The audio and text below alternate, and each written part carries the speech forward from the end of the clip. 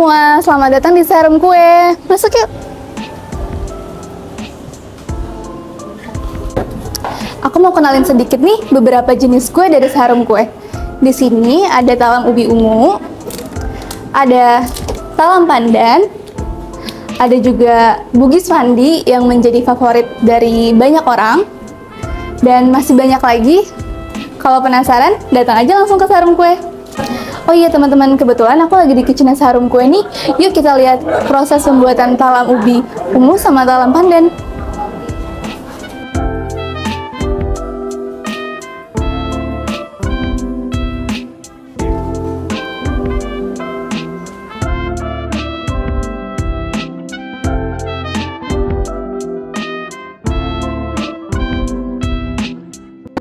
Selesai.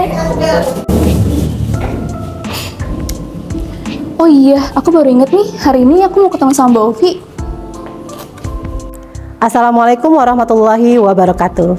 Halo sahabat Farah, di mana saja berada. Kita ketemu lagi di podcast Cerita Sahabat Farah.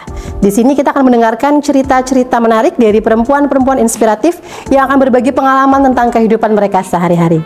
Kali ini tamu kita spesial banget karena kita kedatangan seorang perempuan muda yang berprofesi sebagai pengusaha, khususnya di bidang kuliner. Siapa dia dan apa usahanya? Kita akan temui langsung yuk, Kira Ayudia. Assalamualaikum Mbak Ayudia. Waalaikumsalam. Apa kabar? Baik. Apa nih kesibukan terkini nih Mbak Ayudia nih? Saat ini aku sedang full timer juga dan menjalankan bisnis Harum Kue dan Dapur Coret juga Mbak. Oke deh Mbak. Ini kan Mbak Ayudia ini adalah seorang pengusaha di bidang kuliner ya. Ada nama satu Seharum Kue, benar ya? Tapi sebelum kita bahas Seharum Kue, aku penasaran banget. Kenapa sih di usia muda ini Mbak Ayudia kok kepingin jadi pengusaha? Yang pertama, harapan aku tuh dari dulu pengen banget menciptakan suatu produk yang bisa dikonsumsi sama masyarakat dan juga pastinya produk itu bermanfaat.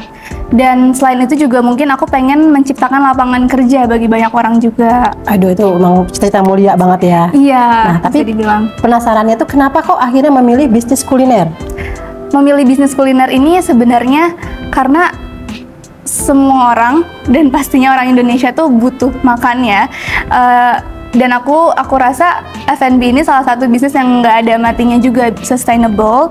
Nah, dari sini aku pengen banget, tapi yang paling penting adalah bukan cuma sustainable doang, tapi kita menciptakan produk-produk baru, menu-menu baru, dan terus berinovasi.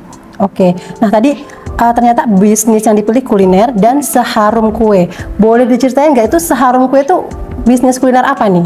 Jadi bisnis Seharum Kue ini kita ciri khasnya tagline-nya warisan jajanan Nusantara.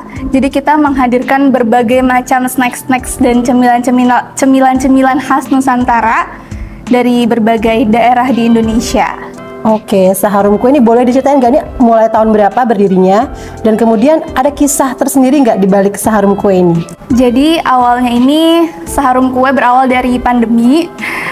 Banyak orang kan yang karena di rumah aja ya Mbak, jadi bingung mau cari kegiatan apa, dan akhirnya kita iseng-iseng buka video di YouTube, kita iseng lihat tutorial bikin kue, dan kita coba-coba. Maksudnya banyak banget trial error dari resep-resep kue-kue kita, dan akhirnya sampai ketemu resep dan rasa yang pas, akhirnya kita mendirikan Seharum Kue ini.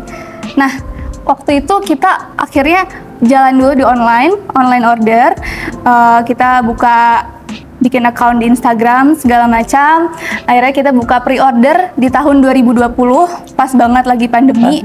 Akhirnya alhamdulillahnya kita ngelihat nih banyak ternyata antusias orang-orang untuk cobain Seharum Kue ini. Akhirnya kita kepikiran, kenapa nggak kita coba buka langsung offline store-nya, jadi orang nggak nunggu-nunggu untuk pre-order nih Mbak gitu. Jadi kita buka store-nya itu di tahun 2023.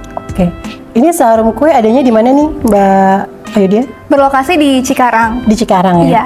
Di Seharum Kue ini ada kue apa aja ya Mbak Ayudia? Banyak banget varian kue kita, tapi yang jadi favorit banyak orang nih, menu andalan kita juga ada Bugis Mandi, bubur sumsum kelapa parut, sama lapis pepe.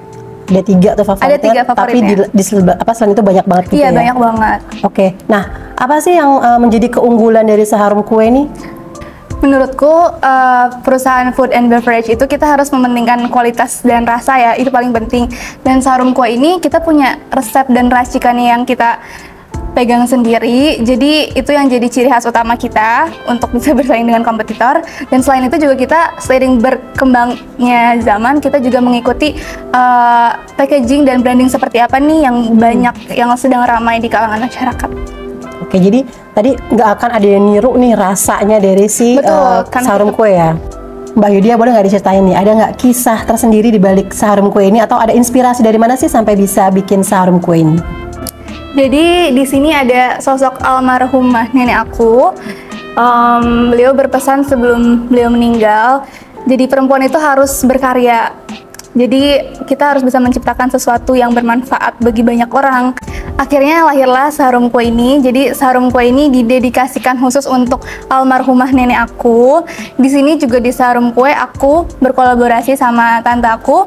Jadi tante aku yang mewujudkan resep dan racikannya tersendiri.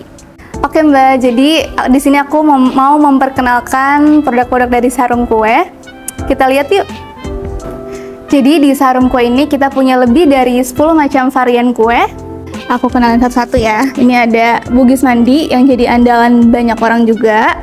Terus di sini ada lapis pepe, ada talam ubi ungu, ada talam pandan, ada getuk juga. Nah kalau ini yang manis, dan di bawah ini ada bacang, ada uli bumbu, ada juga lontong. Di sini ada donat dan ada bolu lapis. Mbak Yudia, apa nih harapannya untuk seharum kue ke depannya? Jadi harapannya untuk seharum kue ini seperti namanya sendiri, seharum.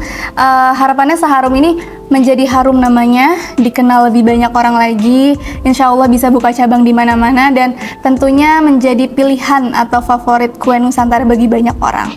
Oke Mbak Yudia, terima kasih banyak atas perbincangan kita kali ini. Terima kasih. Kita jadi tahu nih bahwa seharum kue ini bukan hanya bisnis kue, tapi ada cerita di baliknya, cerita inspirasi dari keluarga, dan juga untuk bagaimana kita melestarikan kuliner Nusantara, gitu ya. Betul. Sekali lagi terima kasih. Terima kasih banyak juga. Sahabat Farah, usai sudah podcast kita kali ini. Sampai ketemu lagi di podcast selanjutnya. Wassalamualaikum warahmatullahi wabarakatuh. Bayu, boleh nih harus coba nih ya. Wah, yang mana ya? Yang ini Mbak, ada bugis mandi kita. Oke. Terima kasih.